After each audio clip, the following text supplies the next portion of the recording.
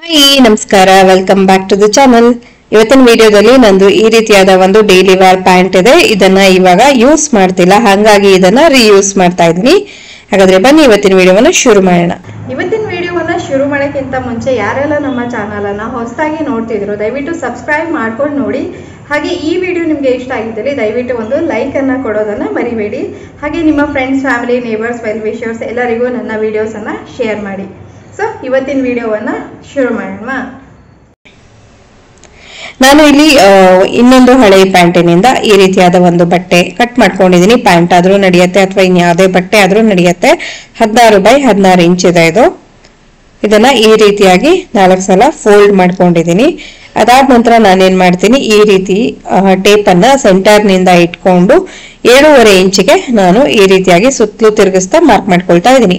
Basically ನನಗೊಂದು circle ಬೇಕಾಗಿದೆ. ಒಂದು 15 ಇಂಚ್ ಉದ್ದದ ಏನು ಡಯಾಮೀಟರ್ ಇರುವಂತ ಒಂದು ಸರ್ಕಲ್ ಬೇಕು. ಹಾಗಾಗಿ ನಾನಿಲ್ಲಿ ಸರ್ಕಲ್ ಅನ್ನ ಫಸ್ಟ್ ಗೆ ಕಟ್ ಮಾಡ್ಕೊಳ್ತಾ ಇದ್ದೀನಿ. ಮಾರ್ಕ್ ಮಾಡ್ಕೊಂಡಿದ್ದಾಯ್ತು. ಇವಾಗ ಅದೇ ರೀತಿಯಾಗಿ ಕಟ್ ಮಾಡ್ಕೊಳ್ತೀನಿ. ನೋಡಿ, ಈ ತರ ಇದು ಒಂದು ಸರ್ಕಲ್ ನನಗೆ ಸಿಕ್ತು.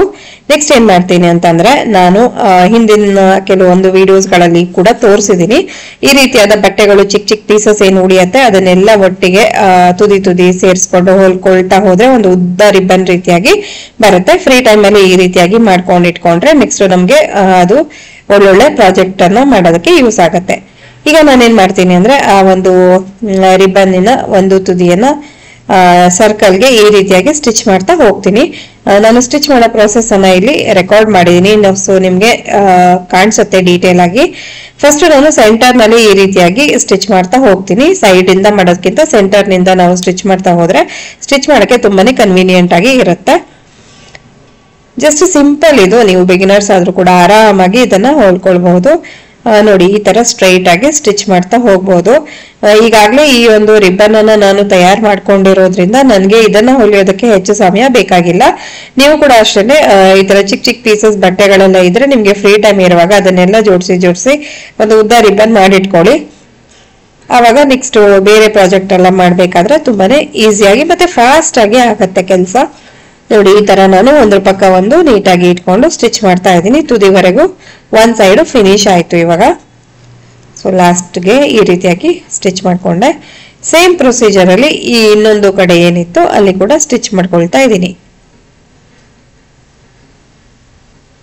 ಈ ರೀತಿ ನೀವು ಎಷ್ಟು ಬೇಕಾದ್ರೂ ದೊಡ್ಡದಾಗಿರುವಂತ ಸರ್ಕಲ್ ಕೂಡ ಮಾಡ್ಕೊಳ್ಬಹುದು. ಇಲ್ಲಿ ನಾನು ಒಂದು 15 ಇಂಚ್ ಆಗುವಷ್ಟು ದೊಡ್ಡದಿರ ಸರ್ಕಲ್ ಅನ್ನ ಮಾಡ್ಕೊಂಡಿದ್ದೀನಿ. ಇಲ್ಲಿ ಕೂಡ ನಾನು ತುದಿವರೆಗೆ ಬಂದಿದ್ದಾಯ್ತು. ಈ ರೀತಿ ಚಿಕ್ಕ ಚಿಕ್ಕ ಪೀಸಸ್ ಗಳನ್ನ ಜಾಯಿನ್ ಮಾಡ್ಕೊಂಡಾಗ ಏನಾಗತ್ತೆ, ಕಾಂಟ್ರಾಸ್ಟ್ ಬಣ್ಣದ್ದು ಬಟ್ಟೆಗಳಿರೋದ್ರಿಂದ ಫೈನಲ್ ಔಟ್ಪುಟ್ ಚೆನ್ನಾಗಿ ಕಾಣಿಸುತ್ತೆ. ಒಂದೇ ಕಲರ್ ಇರೋದಕ್ಕಿಂತ ಈ ರೀತಿ ಕಾಂಟ್ರಾಸ್ಟ್ ಇದ್ದಾಗ ತುಂಬಾನೇ ಚೆನ್ನಾಗಿರುತ್ತೆ. ಈಗ ನಾನು ತುದಿವರೆಗೂ ಸ್ಟಿಚ್ ಮಾಡ್ಕೊಂಡಿದ್ದಾಯ್ತು. ಅದಾದ್ಮೇಲೆ ಫುಲ್ ಸರ್ಕಲ್ಗೆ ಒಂದು ಸ್ಟಿಚ್ ಅನ್ನ ಹಾಕೊಳ್ತೀನಿ. ಈಗ ಎಕ್ಸ್ಟ್ರಾ ಇರುವಂತ ಬಟ್ಟೆಗಳನ್ನೆಲ್ಲ ನೀಟಾಗಿ ಕಟ್ ಮಾಡ್ಕೊಳ್ಳೋಣ. ಬಟ್ಟೆಯನ್ನ ಕಟ್ ಮಾಡ್ಕೊಂಡಿದ್ದಾಯ್ತು. ಹಾಗೆ ನಾನು ಫಸ್ಟ್ ಗೆ ತೋರಿಸಿದ್ನಲ್ವಾ ಒಂದು ಪ್ಯಾಂಟ್ ಅನ್ನ ರಿಯೂಸ್ ಮಾಡ್ತೀನಿ ಅಂತೇಳಿ, ಅದರಲ್ಲಿ ಕೂಡ ಈ ರೀತಿಯಾಗಿ 16 by 16 ಇಂಚಿನ ಒಂದು ಸ್ಕ್ವೇರ್ ಪೀಸ್ ಅನ್ನ ಕಟ್ ಮಾಡ್ಕೊಂಡಿದ್ದೆ. ಈಗ ಅದ್ರ ಮೇಲೆ ನಾನು ಇವಾಗ ಸ್ಟಿಚ್ ಮಾಡ್ಕೊಂಡಲ್ವಾ ಆ ಒಂದು ಪೀಸ್ ಅನ್ನ ಹೀಗೆ ಇಡ್ತಾ ಇದ್ದೀನಿ, ಉಲ್ಟಾ ಇಡ್ತಾ ಇದ್ದೀನಿ. ಉಲ್ಟಾ ಇಟ್ಬಿಟ್ಟು ಏನ್ ಮಾಡ್ತೀನಿ, ಸ್ವಲ್ಪ ಜಾಗ ಓಪನ್ ಬಿಡ್ತೀನಿ. ಇಲ್ಲಿ ನಿಮ್ಗೆ ತೋರಿಸ್ತೀನಿ. ನಾನಿಲ್ಲಿ ಮಾರ್ಕ್ ಮಾಡ್ತಾ ಇದ್ದೀನಲ್ಲ, ಇದಿಷ್ಟು ಜಾಗವನ್ನ ನಾನು ಓಪನ್ ಬಿಡ್ತಾ ಇದ್ದೀನಿ. ಉಳಿದಿರುವಂತ ಅಷ್ಟು ಜಾಗನು ಸರ್ಕಲ್ ಅಲ್ಲಿ ನಾನು ಸ್ಟಿಚ್ ಮಾಡ್ಕೊಳ್ತೀನಿ. ಈಗ ನಾನು ಸ್ಟಿಚ್ ಮಾಡ್ಕೊಂಡಿದ್ದಾಯ್ತು. ಹಾಗೆ ಸ್ವಲ್ಪ ಜಾಗ ಓಪನ್ ಕೂಡ ಇಟ್ಟಿದ್ದೀನಿ. ಈಗ ಈ ಎಕ್ಸ್ಟ್ರಾ ಬಟ್ಟೆ ಏನ್ ಕಾಣಿಸ್ತಿದೆ ಅದನ್ನ ಕಟ್ ಮಾಡ್ಕೊಳ್ತೀನಿ. ಹೀಗೆ ಇದನ್ನು ಕೂಡ ನಾನು ಕಟ್ ಮಾಡ್ಕೊಂಡಿದ್ದಾಯ್ತು. ಇವಾಗ ಈ ಓಪನ್ ಜಾಗ ಏನಿದೆ ಅಲ್ಲಿಂದ ನಾನು ಇದನ್ನ ಸೀದಾ ಮಾಡ್ಕೊಳ್ತೀನಿ.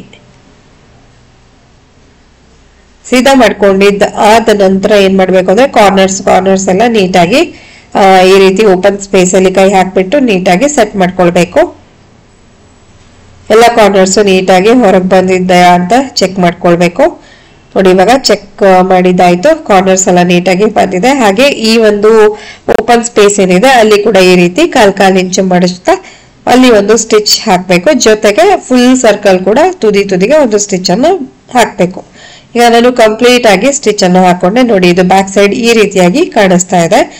ಹಾಗೆ ಇನ್ನೊಂದು ಐಡಿಯಾ ಇಲ್ಲೇ ಹೇಳ್ಬಿಡ್ತೀನಿ. ಅಲ್ಲಿ ಓಪನ್ ಸ್ಪೇಸ್ ಏನ್ ಬಿಟ್ಟಿದ್ವಿ ಅಲ್ಲಿ ನಾವು ಒಂದಷ್ಟು ಫೋಮ್ ಅಥವಾ ಬೇಡದೇ ಇರುವಂತ ಬಟ್ಟೆಗಳನ್ನ ಕಟ್ ಮಾಡಿ ತುಂಬಿಸಿದ್ರೆ ಈ ಒಂದು ಪಿಲ್ಲೋ ಕೂಡ ರೆಡಿ ಆಗತ್ತೆ.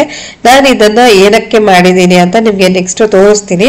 ಸೊ ಈ ತರ ಒಂದು ಸರ್ಕಲ್ ಮ್ಯಾಟ್ಸ್ ನನಗೆ ಒಂದ್ 4 ಬೇಕಾಗಿದೆ, ಸದ್ಯಕ್ಕೆ 1 ಮಾಡಿದೀನಿ. ನೋಡಿ ಈ ರೀತಿಯಾದ ಚೇರ್ಸ್ ಇದೆ ನಮ್ಮ ಮನೆಯಲ್ಲಿ. ಸೊ ಜಸ್ಟ್ ಚೇರ್ ಬಿಡೋದು ಬೇಡ ಅಂತ ಹೇಳಿ ಅದಕ್ಕೆ ಈ ರೀತಿಯಾದ ಒಂದು ಮ್ಯಾಟ್ ಅನ್ನ ಹೊಲ್ದಿದ್ದೀನಿ. ನಿಮ್ಮ ಮನೆಯಲ್ಲೂ ಕೂಡ ಈ ರೀತಿಯಾದ ಚೇರ್ಸ್ ಅಥವಾ ಬೇರೆ ರೀತಿ ಚೇರ್ಸ್ ಇದ್ರೂ ಕೂಡ ಈ ರೀತಿ ಚೇರ್ ಮ್ಯಾಟ್ ಅನ್ನ ಹೊಲ್ಕೊಳ್ಬಹುದು.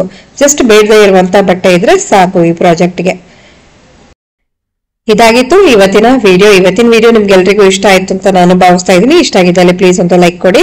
ಹಾಗೆ ಚಾನಲ್ಗೆ ಹೊಸಬರಾಗಿ ನೋಡ್ತಿದ್ದಾರೆ ಅಂದ್ರೆ ದಯವಿಟ್ಟು ಸಬ್ಸ್ಕ್ರೈಬ್ ಮಾಡ್ಕೊಂಡು ನೋಡಿ ಅಂತ ಹೇಳ್ತಾ ಇನ್ನೊಂದು ಹೊಸ ವಿಡಿಯೋದೊಂದಿಗೆ ಭೇಟಿ ಆಗೋಣ. ಅಲ್ಲಿವರೆಗೂ ಎಲ್ರಿಗೂ ಧನ್ಯವಾದಗಳು. Thank you.